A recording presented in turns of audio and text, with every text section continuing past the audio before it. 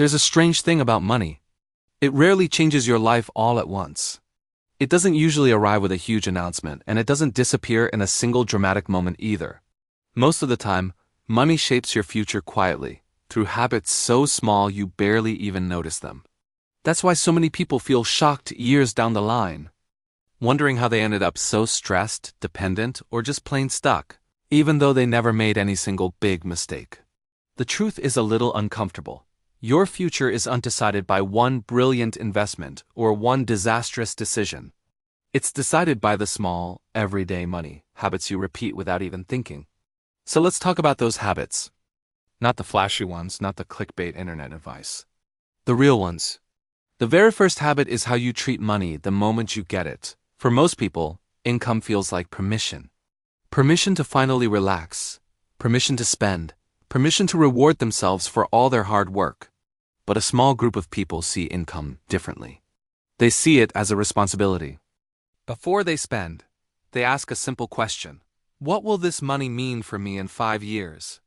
That one single pause, that one moment of awareness, is what quietly separates two very different futures.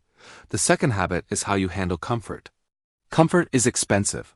And I don't mean because it costs money, but because it costs your awareness. Ordering takeout instead of cooking. Upgrading your phone instead of maintaining the one you have. Replacing an appliance instead of repairing it. No, none of these choices are wrong on their own. But when they're repeated over and over without thought, they slowly train you to trade your tomorrow for the convenience of today. And the scariest part?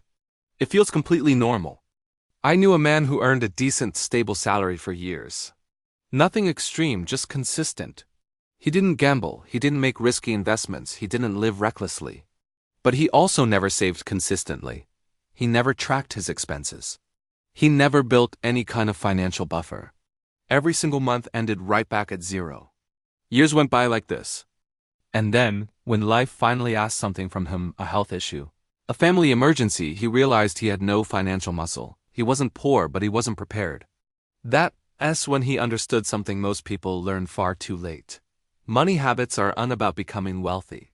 They're about becoming resilient. Another quiet habit is how you react to comparison. Comparison drains your money faster than any bill ever could. Seeing someone else's lifestyle creates pressure. That pressure leads to spending. That spending requires justification. And that justification creates a pattern. You start telling yourself things like, I work hard, I deserve this. I'll save more next month. It's fine, everyone lives like this now.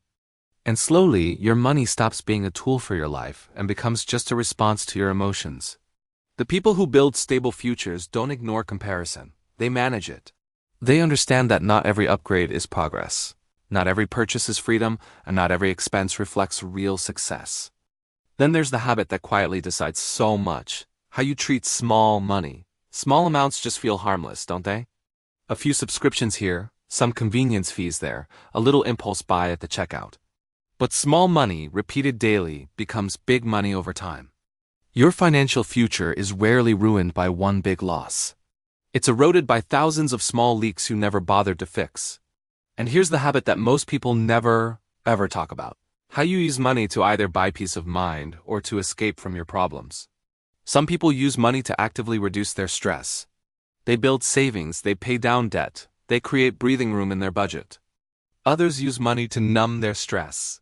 They spend to feel better, buy distractions, and escape discomfort. Both of these actions feel good in the moment, but only one feels good long term. The difference isn't how much you earn, it's your intention. You see, the strongest money habit of all isn't saving more or even earning more. It's thinking longer. Longer than the weekend. Longer than next month. Longer than the next shiny upgrade that catches your eye.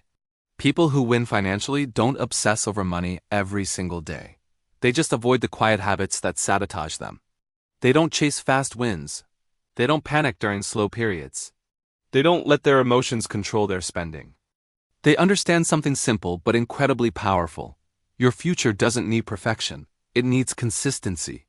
Consistent saving, consistent restraint, consistent learning, and consistent patience.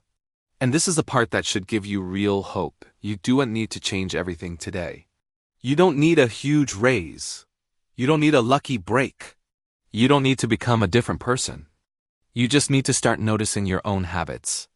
Because the money habits you're practicing quietly today are already deciding how calm, how free, and how secure your future will feel. And the best time to change a habit is not when life forces you to, but when you still have the time and space to choose.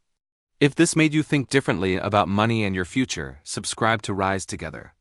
Here, we talk about building a life that's stable, intentional, and truly yours. Together, we rise.